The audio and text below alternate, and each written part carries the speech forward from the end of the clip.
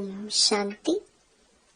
2 मार्च 2026 बाबा के महावाक्य। मीठे बच्चे, याद में रहकर दूसरों को याद का अभ्यास कराओ। योग कराने वाले का बुद्धि योग इधर उधर नहीं भटकना चाहिए। प्रश्न: किन बच्चों के ऊपर बहुत बड़ी रिस्पॉन्सिबिलिटी है? उन्हें कौन सा ध्यान जरूर देना चाहिए? उत्तर: जो बच्चे निमित्त टीचर बनकर दूसरों को योग कराते हैं, उन पर बहुत बड़ी रिस्पॉन्सिबिलिटी है। अगर योग कराते समय बुद्धि बाहर भटकती है तो सर्विस के बजाय डिससर्विस करते हैं। इसीलिए यह ध्यान रखना है कि मेरे द्वारा पुण्य का काम होता रहे। गीत ओम नमो शिवाय। ओम शांति। बाप सभी बच्चों को पहले तो यहाँ बैठ करके लक्ष्य में टिकने के लिए दृष्टि देते हैं कि जैसे मैं शिव बाबा की याद में बैठा हूँ, तुम भी शिव बाबा की याद में बैठो। प्रश्न उठता है कि जो सामने बैठे हैं निष्ठा कराने के लिए, वह सारा समय शिव बाबा की याद में रहते हैं।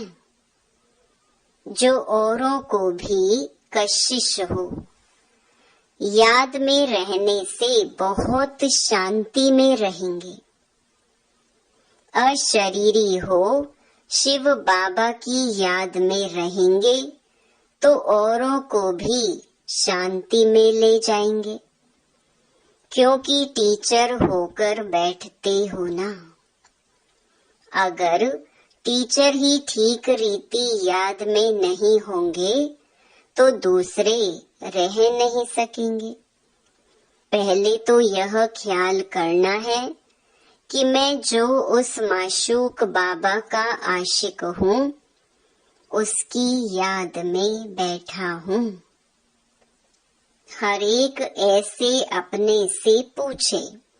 अगर बुद्धि और तरफ चली जाती है, देह अभिमान में आ जाते हैं, तो गोया वह सर्विस नहीं डिससर्विस करने बैठे हैं। यह बात समझ की है ना?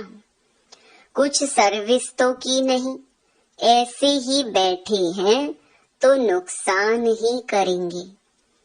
टीचर का ही बुद्धि योग भटकता होगा तो वह मदद क्या करेंगे? जो टीचर हो बैठते हैं, वह अपने से पूछें कि मैं पुण्य का काम कर रहा व रही हूँ। अगर पाप का काम करेंगे तो दुर्गति को पाएंगे, पद भ्रष्ट हो जाएगा। अगर ऐसे को गद्दी पर बिठाते हो तो तुम भी रिस्पॉन्सिबल हो। शिव बाबा तो सबको जानते हैं, यह बाबा भी सबकी अवस्था को जानते हैं। शिव बाबा कहेंगे, यह टीचर बन बैठे हैं और इनका बुद्धि योग तो भटकता रहता है। यह क्या औरों को मदद करेंगे? तुम ब्राह्मण बच्चे निमित्त बने हो, शिव बाबा का बनकर उनसे वर्षा लेने।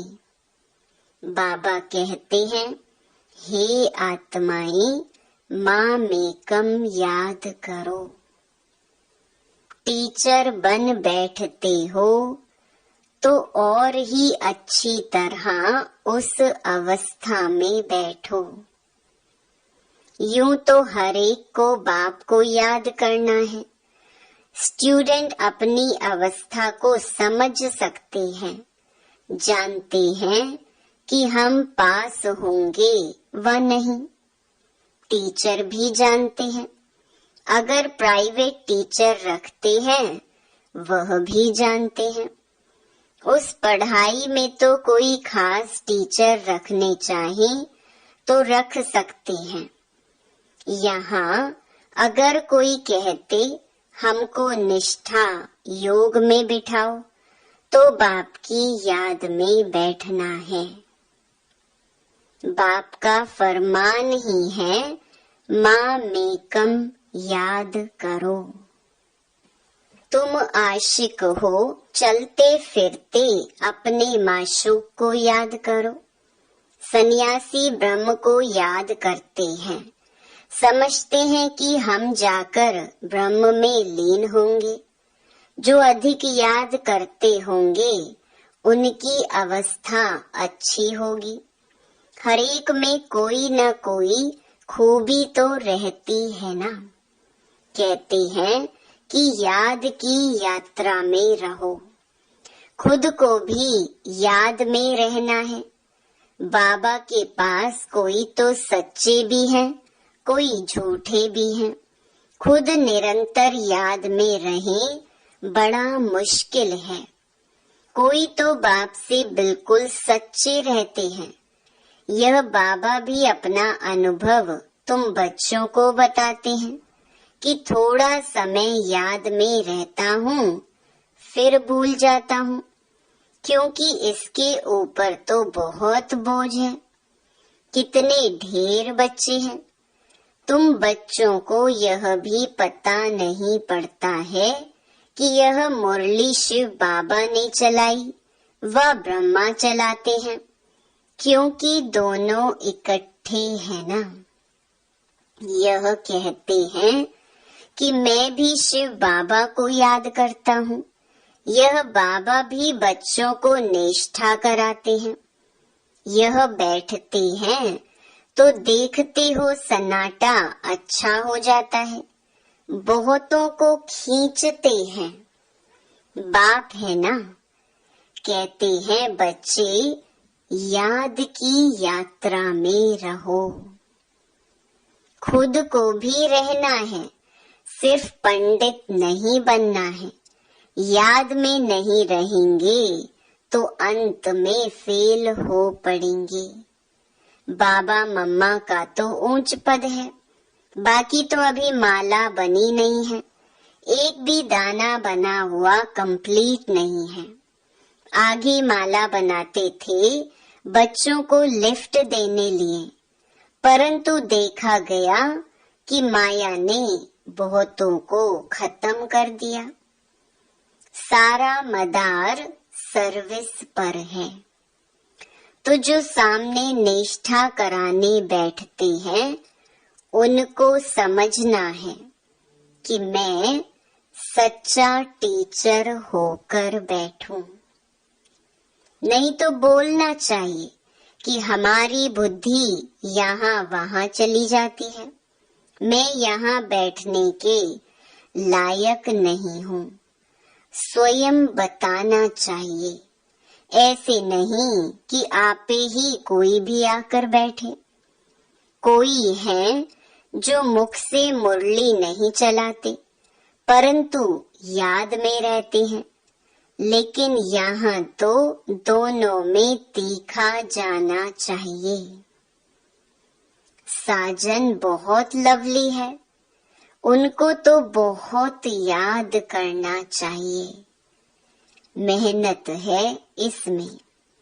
बाकी प्रजा बनना तो सहज है, दास दासियां बनना बड़ी बात नहीं है। ज्ञान नहीं उठा सकते हैं।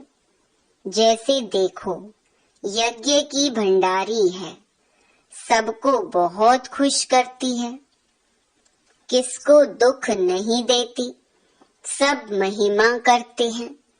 तो वाह शिव बाबा की भंडारी तो नंबर 1 है। बहुतों की दिल को खुश करती है। बाबा भी बच्चों की दिल को खुश करते आए हैं।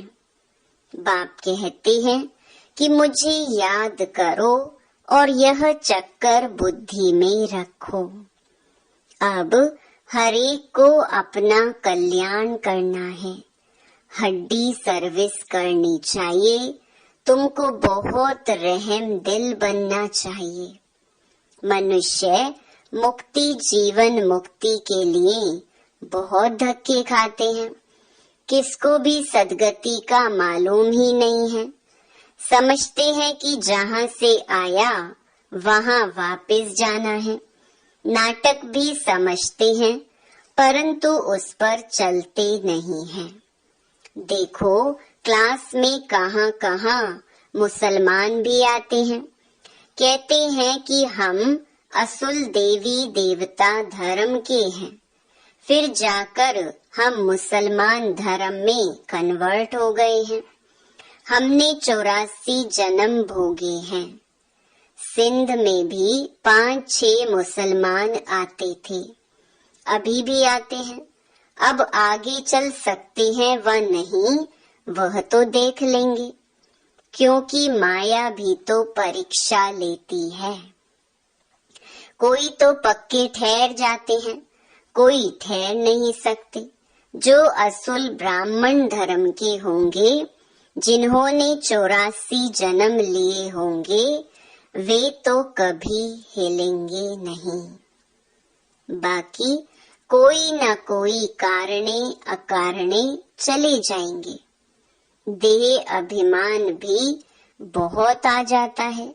तुम बच्चों को तो बहुतों का कल्याण करना है, नहीं तो क्या पद पाएंगे। घर बार छोड़ा है अपने कल्याण के लिए। कोई बाप के ऊपर मेहरबानी नहीं करते हैं।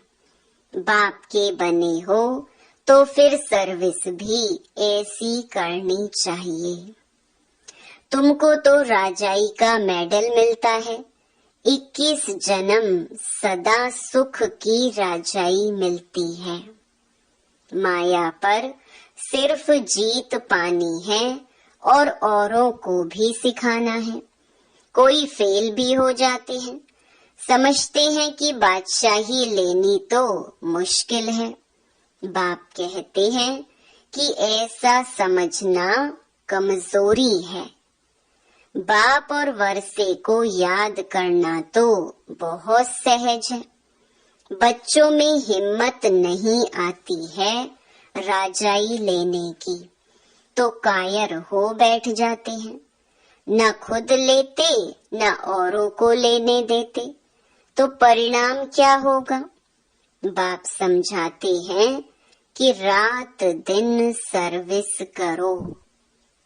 कांग्रेसियों ने भी मेहनत की, कितनी जफाकसी माना खींचा तान की, तब तो फॉरेनर्स से राज्य लिया।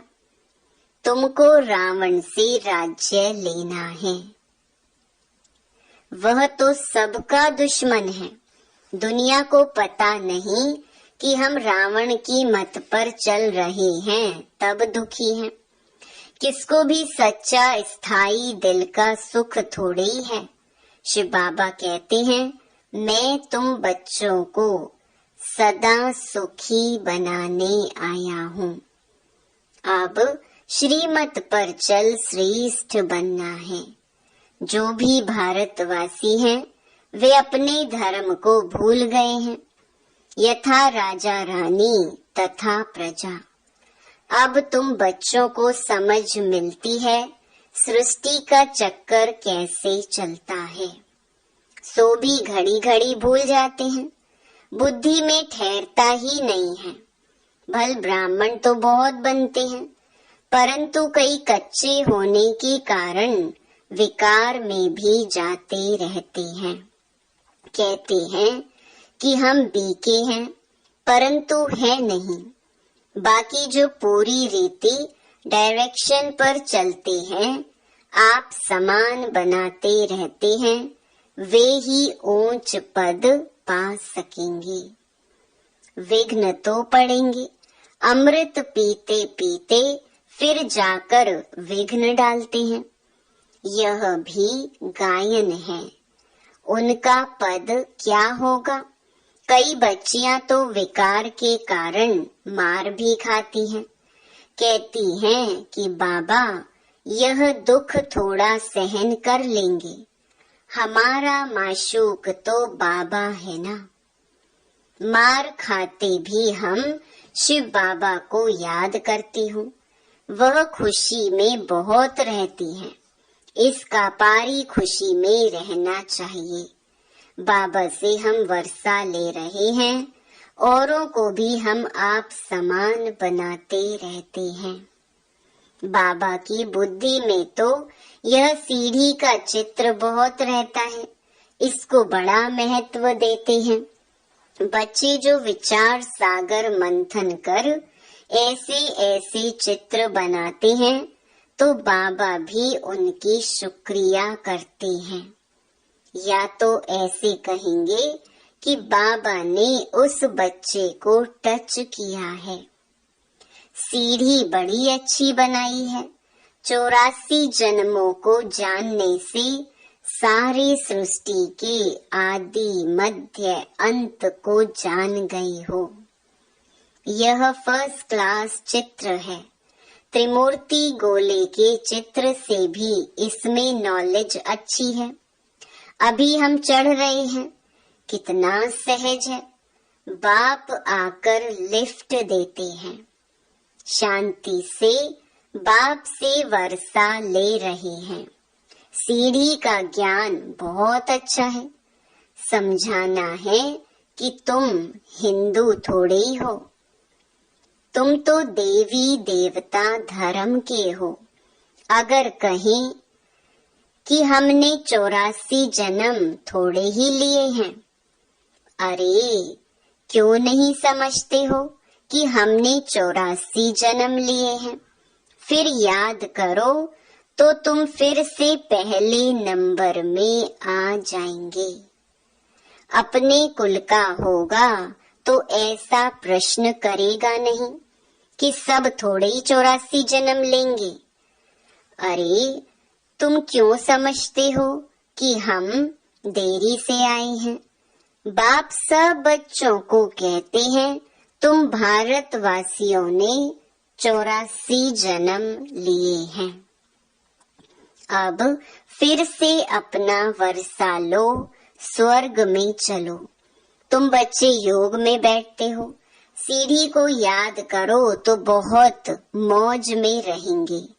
हमने 84 जन्म पूरे किए हैं, अब हम वापस जाते हैं। कितनी खुशी होती है। सर्विस करने का भी उल्लास रहना चाहिए। समझाने के तरीके भी बहुत मिल रहे हैं। सीढ़ी के ऊपर समझाओ। चित्र तो सब चाहिए ना, त्रिमूर्ति भी चाहिए। बाबा कहते भी हैं कि तुम जाओ ही मेरे भक्तों के पास, उनको यह ज्ञान सुनाओ। वह मिलेंगे ही मंदिरों में। मंदिरों में भी इस सीढ़ी के चित्र पर समझा सकते हो। सारा दिन बुद्धि में यह रहे कि हम बाबा का परिचय दें, किसका कल्याण करें। दिन प्रतिदिन बुद्धि का ताला खुलता जाएगा। जिनको वर्षा पाना होगा वह आएंगे। दिन प्रतिदिन सीखते भी रहते हैं। कईयों पर ग्रहचारी बैठती है तो बाबा को समझाना पड़ता है। वह नहीं समझते कि हमारे ऊपर ग्रहचारी है, इसीलिए हमसे सर्विस नहीं होती। सारी रिस्पॉन्सिबिलिटी तुम बच्चों पर है। आप समान ब्राह्मण बनाते रहो। सर्विस पर रहने से बहुत खुशी होती है। बहुतों का कल्याण होता है। बाबा को बम्बई में सर्विस करने का बहुत मजा आता था। बहुत नए नए आते थे। बाबा की तो बहुत दिल होती है कि सर्विस करें। बच्चों को भी ऐसा रहमदिल बनना चाहिए। सर्विस पर लग जाना चाहिए। दिल में यह रहना चाहिए कि जब तक हमने किसी को आप समान नहीं बनाया है, तब तक भोजन नहीं खाना है। पहले पुण्य तो करूं, पाप आत्मा को पुण्य आत्मा बनाए, फिर रोटी खाएं।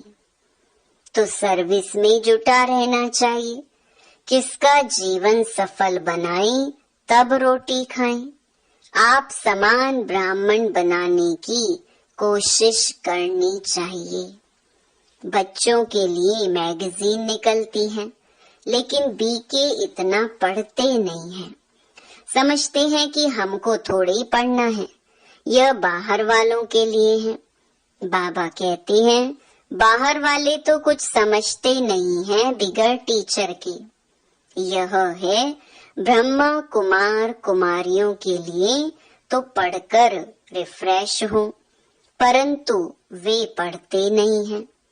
सभी सेंटर्स वालों से पूछते हैं कि सारी मैगजीन कौन पढ़ते हैं, मैगजीन से क्या समझते हैं, कहाँ तक ठीक है। मैगजीन निकालने वाले को भी आफरीन देनी चाहिए कि आपने बहुत अच्छी मैगजीन लिखी है, आपको धन्यवाद करते हैं। मेहनत करनी है, मैगजीन पढ़नी है। यह है बच्चों के रिफ्रेश होने के लिए, लेकिन बच्चे पढ़ते नहीं। जिनका नाम बाला है, उन्हों को सब बुलाते हैं कि बाबा भाषण करने लिए हमारे पास फलाने को भेजो। बाबा फिर समझते हैं कि खुद भाषण करना नहीं जानते हैं, तब तो मांगनी करते हैं। तो सर्विस एबल को कितना रिगार्ड देना चाहिए। अच्छा, मीठे मीठे सिकिलधे बच्चों प्रति मात पिता बाप दादा का याद प्यार और गुड मॉर्निंग।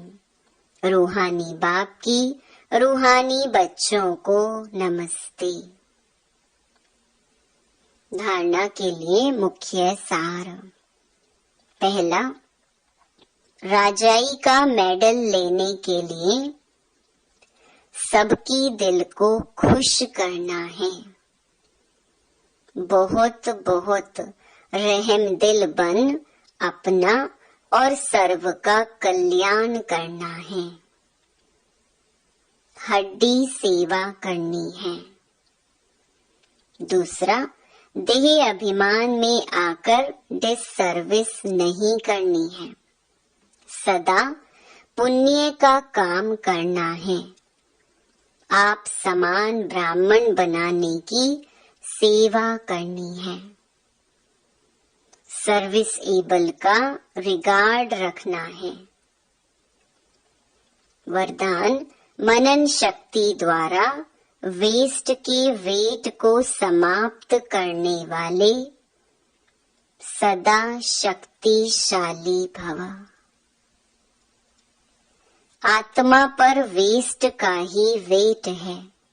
वेस्ट संकल्प, वेस्ट वाणी, वेस्ट कर्म, इससे आत्मा भारी हो जाती है। अब इस वेट को खत्म करो। इस वेट को समाप्त करने के लिए सदा सेवा में बिजी रहो। मनन शक्ति को बढ़ाओ। मनन शक्ति से आत्मा शक्तिशाली बन जाएगी। जैसे भोजन हजम करने से खून बनता है, फिर वह शक्ति का काम करता, ऐसे मनन करने से आत्मा की शक्ति बढ़ती है।